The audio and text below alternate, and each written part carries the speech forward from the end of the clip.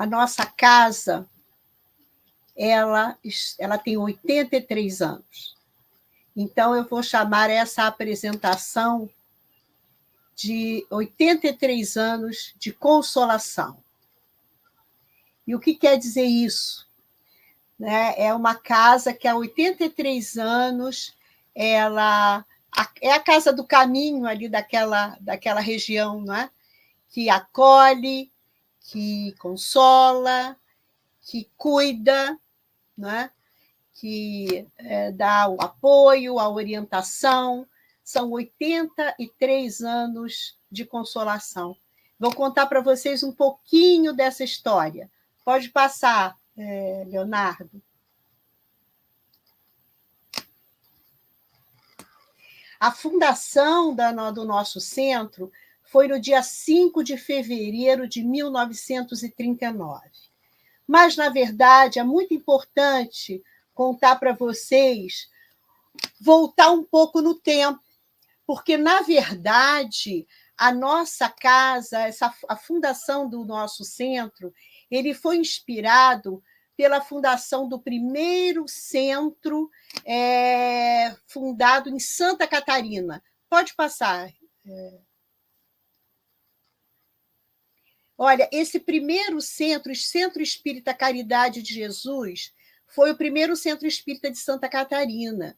Ele foi fundado no dia 21 de julho de 1895 e o fundador foi o Dr. Joaquim Antônio Santiago, que é o guia espiritual da nossa casa, do CEBEMA. Né? E que história, né? Por quê? Por que essa história? Anos depois dessa fundação, o filho, o doutor Joaquim, já desencarnado, o filho do doutor Joaquim, ele vem, doutor Arnaldo, ele vem morar no Rio de Janeiro. E aqui começa uma outra história. Pode passar. Então, quando o doutor Arnaldo de Santiago, né, filho do doutor Joaquim, chega aqui ao Rio de Janeiro, ele vai residir nessa região aqui, na próxima à Rua Barão de Mesquita, aqui na região do Andaraí, né? E ali ele encontra uma senhora chamada Dona Yayá.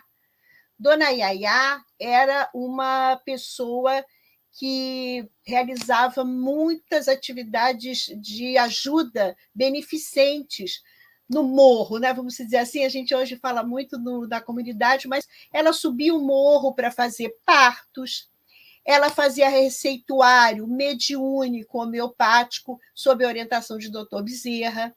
Então, o doutor Arnaldo conheceu Dona Yayá. E a gente sabe, né, nesses primeiros relatos que foram me contados assim pela família, que eles então se reuniam na casa de Dona Yayá, né?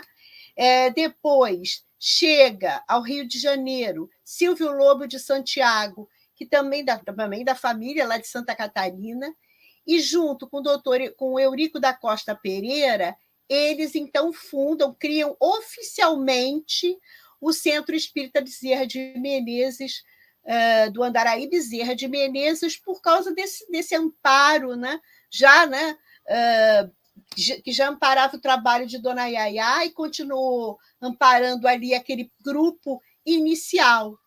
E o que se sabe também é que a desobsessão era um compromisso do grupo, era um foco importante do trabalho, dado a questões de obsessão que foram encontradas na família. Então, na verdade, a primeira sede foi na Rua Barão de Mesquita 778, e no dia 5 de fevereiro de 1939, então, foi fundado por Silvio Lobo de Santiago e Eurico da Costa Pereira, o Centro Espírita Bezerra de Menezes do Andaraí. Pode passar. Pode passar aqui. Então, esse primeiro momento, né, do nosso centro, esses diretores saem em busca, então, de um espaço para a construção de uma sede própria, porque onde eles estavam era ainda muito pequeno, precisava ampliar esse trabalho, né? Então, eles conseguem um terreno ali na Travessa Caminha 48, que é onde está a nossa casa, ali no Andaraí, bem vizinha da comunidade do Andaraí, assim, alguns passos nós já estamos, né, na comunidade do Andaraí. É um espaço privilegiado da nossa casa, que foi sendo construída, mas muito bem construída, né? Então, um espaço muito bom. Pode passar. E é muito importante, então, vamos falar desses pioneiros. Quem foi, né? Joaquim Antônio de Santiago, que é o guia espiritual. Nós temos um mentor importantíssimo, né? Que é Bezerra de Menezes. Mas temos como guia espiritual Joaquim Antônio de Santiago, aquele que fundou o primeiro centro de Santa Catarina, né? Então, quem era ele? Ele viveu entre 1857 e 1916, foi jornalista, professor, dramaturgo, político, membro da Academia Catarinense de Letras.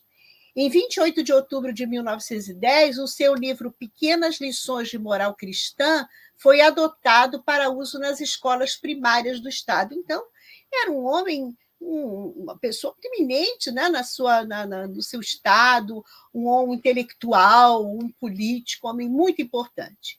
E seu filho, então, Arnaldo Claro Santiago, viveu entre 1886 e 1979, que vem, né, alguns anos depois, vem morar aqui no Rio de Janeiro. Ele foi também professor, funcionário público, jornalista e poeta, natural de Desterro, em Santa Catarina, deputado constituinte de 1891, no Congresso Representativo, e deputado no Parlamento Catarinense, no final do século XIX, início do século XX. Então, ele seguiu, né, as pegadas do pai nessa questão do estudo, de ser também um intelectual, um político, e vem para o Rio de Janeiro. E é ele que a gente conta, né, doutor Arnaldo, que vai se encontrar com dona Yaya, que ali começam aquele primeiro momento, né? Esses pioneiros começam esse primeiro momento de luz. Nós sabemos, né, por Sueli de Caldas Schubert, naquele livro Dimensões Espirituais do Centro Espírita, que o Centro Espírita ele é primeiro, né, planejado na espiritualidade, a planta é desenhada na espiritualidade, e esses pioneiros são espíritos que se comprometeram, né, com Jesus, né? E são eles que vêm e que criam, né, esse polo de luz e que até hoje, né, estão ali cuidando da nossa casa e dos nossos trabalhos. Pode passar. Anos depois, nós vamos encontrar, 25 anos depois, uma nova diretoria, o doutor Lauro de Oliveira Santiago, filho do doutor Lauro, e tendo também o doutor Luiz Alvarez Garcia, junto com ele, está ali, ficou um pouco apagadinho, mas doutor Luiz, doutor Lauro de Oliveira Santiago, doutor Luiz, ficaram muitos anos vamos dizer assim, na presidência da nossa casa. E é importantíssimo, né, a gente destacar essa personalidade que foi doutor Lauro. Doutor Lauro foi um médico muito importante, um médico homeopata, escreveu esse livro, Homeopatia e Espiritismo, que é editado pela FEB, falando das relações, né, da homeopatia e espiritismo, um livro muito importante. E olha as atividades que já existiam, né, na casa, né, naquela época. O estudo e difusão da doutrina espírita pelas reuniões às segundas-feiras, as reuniões às quartas-feiras, a edição da revista Revelação, os trabalhos de desobsessão que continuaram, é muito interessante, né? Porque o doutor Bezerra se dedicou muito também a esse trabalho da desobsessão, escreveu livros sobre isso, né? O tratamento homeopático, e é muito importante colocar que no nosso centro havia assim, um pequeno ambulatório, eu cheguei a conhecer, onde o doutor Lauro e doutor Luiz, seu filho, eles durante muitos anos clinicaram ali em favor da comunidade. né, aquela tradição que veio desde Dona Yayá. E, claro, tudo continuando a ser orientado pelo espírito do Dr. Bezerra de Menezes. Havia o atendimento às gestantes pobres e a luta, né, de obtenção de recursos para cada vez mais melhorar essa sede própria. Pode passar. Bom, hoje, Dr. Lauro, né, claro, desencarnou alguns anos atrás, novas diretorias se sucederam, não é?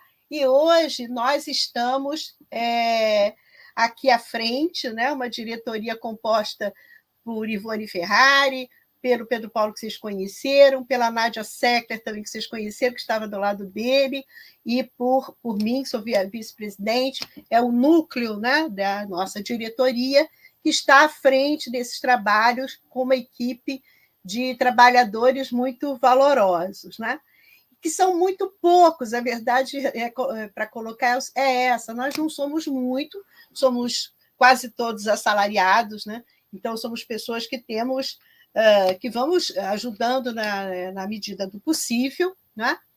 E que nós temos um trabalho assim, por causa do Dr. Bezerra, né? Na fé, na confiança, né? Dessa espiritualidade, esses poucos trabalhadores continuam ali firmes, né? Porque a identidade do nosso centro é muito interessante, né? Desde o início, vocês reparem que tudo foi ali, vamos dizer assim, planejado para cuidar daquela comunidade. E continua sendo assim. O nosso centro, 98% do nosso trabalho é dedicado a esta comunidade, que vocês podem imaginar com todo tipo de carência material enorme, carência moral, enfrentando todos esses problemas que a gente também sabe, né? Essa desagregação familiar, os problemas das drogas, os problemas da violência, toda essa gama de situações difíceis desses espíritos, né? Nessa prova tão difícil, né? Nós estamos ali junto com eles. E essas duas carinhas eu fiz questão de colocar que todo esse esforço, desde lá de 1939, é em prol dessa comunidade e dessas carinhas que a gente já está com muita saudade deles. Por quê? Porque o nosso trabalho ele é muito presencial. Vocês veem, nós continuamos com várias atividades virtuais de estudo, até de evangelização, mas eles não chegaram nessa parte virtual. Toda a dificuldade que eles têm, eles não têm. Nós tentamos, mas não conseguimos. Eles não têm celulares, eles não têm internet, quando tem, não tem internet, e quando tem as duas coisas, eles não têm uma disciplina, uma organização para entrar nos horários e participar. Então, por isso que a gente precisa muito abrir a nossa casa, porque a presença física, o abraço, o acolhimento, o tete-a-tete ali é fundamental no nosso trabalho, né? Da Casa do Centro Espírita Bezerra de Menezes do Andaraí, e algumas das atividades eu vou mostrar agora para vocês. Pode passar. Ou melhor, eu vou mostrar, em primeiro lugar, a reforma do telhado, porque nós nos vimos durante a pandemia diante dessa situação que a gente não tinha mais como continuar fazendo pequenas intervenções pontuais. Aí era necessário a reforma geral do telhado, porque a situação estava realmente chegou a esse ponto. Eu trouxe aqui, pode ir passando, Leonardo, algumas situações, vocês veem como é que já, né, a casa ficava já bem inundada, o telhado já não estava dando conta. Essas são salas de evangelização que já estão muito prejudicadas, né? O banheiro já estão muito prejudicadas por conta do problema. Aqui, a troca já de todo o madeirame, porque aí nós conseguimos doações, fizeram com que a gente já fizesse até a obra, nós temos ainda algumas coisas para pagar, mas a obra terminou agora, nós acabamos de terminar a obra, foi uma grande vitória. Essa daqui é uma abertura que a gente teve que fazer na laje, da casa para poder chegar até a caixa d'água, porque nós tínhamos uma caixa d'água que não tinha como, tinha uma dificuldade imensa de se chegar até ela, então conseguimos fazer essa abertura. Aqui tivemos que contratar um engenheiro para fazer toda essa estrutura, esse estudo de reforço estrutural para poder abrir essa laje. Pode continuar.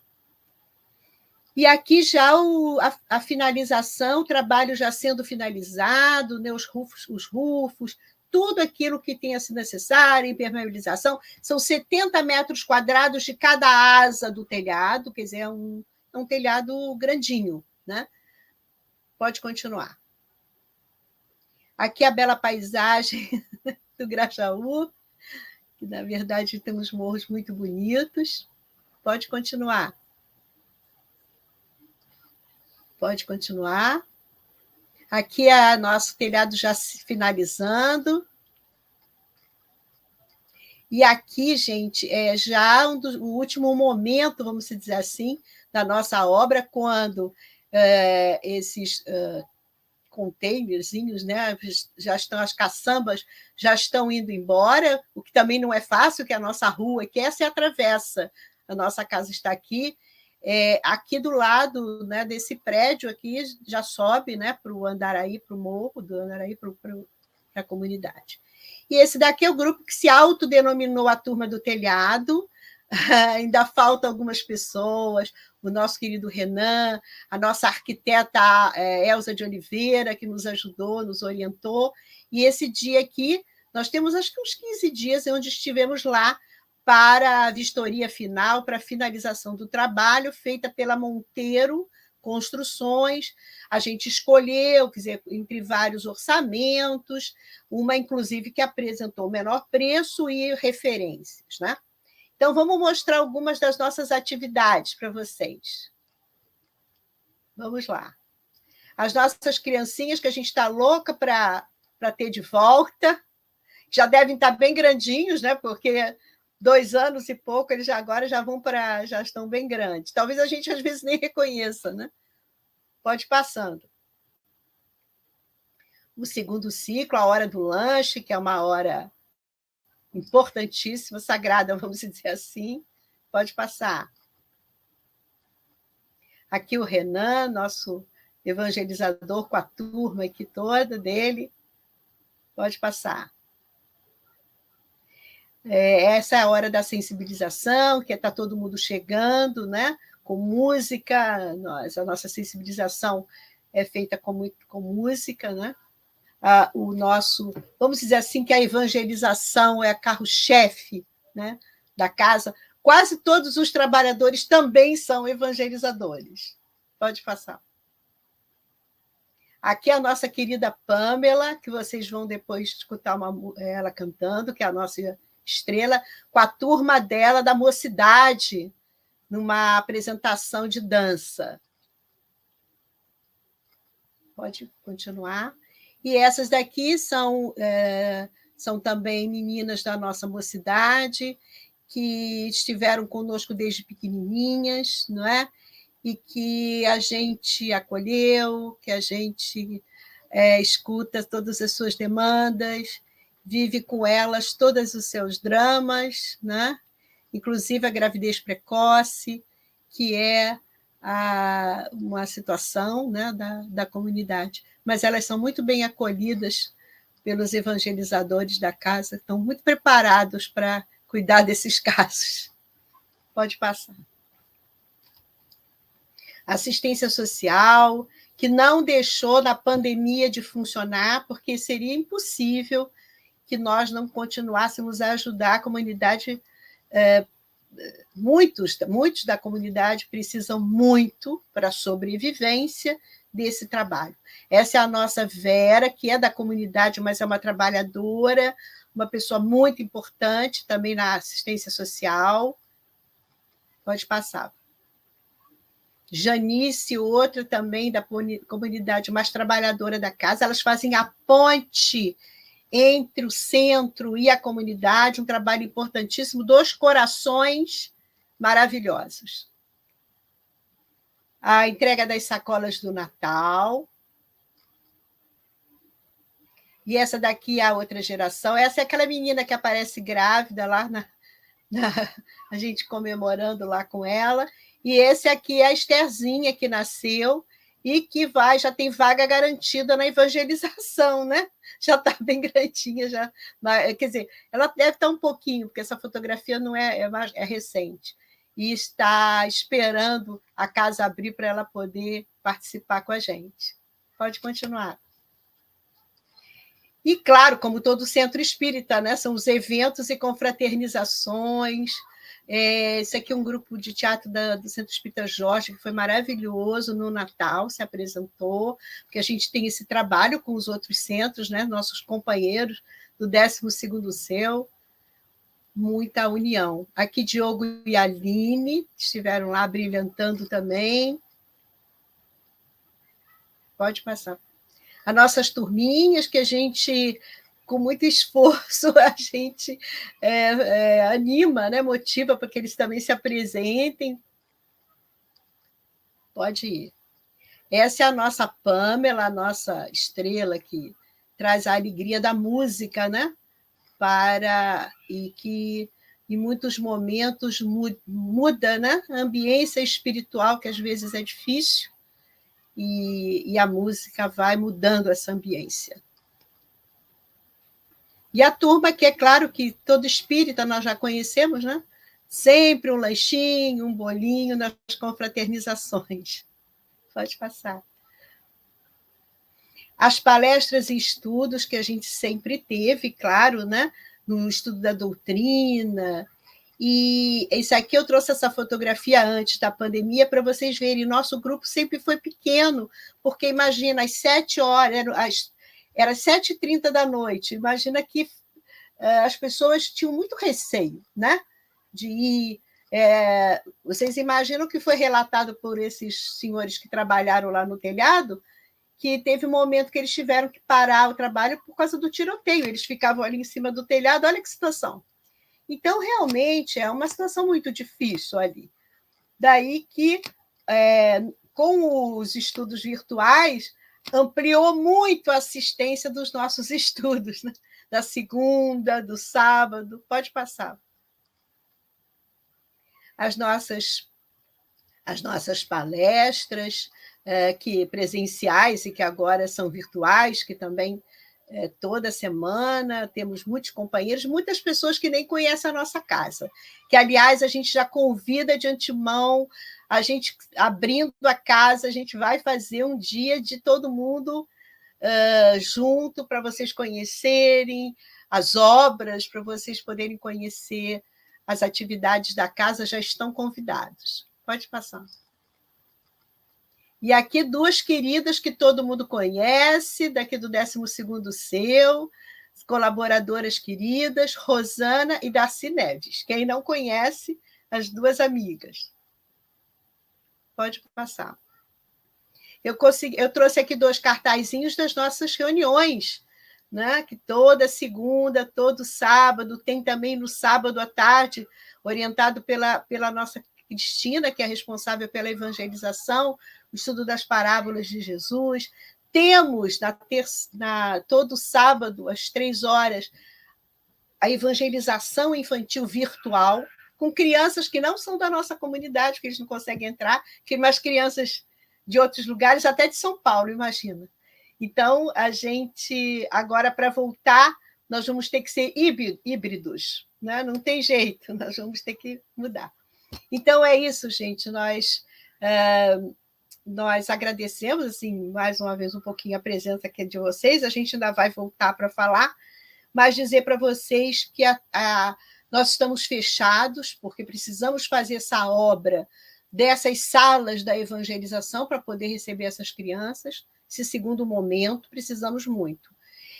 Mas sabemos que o nosso centro continua trabalhando intensamente espiritualmente, porque ali é um trabalho intenso. Ali foi criado para ser um trabalho emergencial, trabalho em rede com os outros centros, né? Nós sabemos pelas informações mediúnicas que nos chegam que o trabalho continua ali intenso.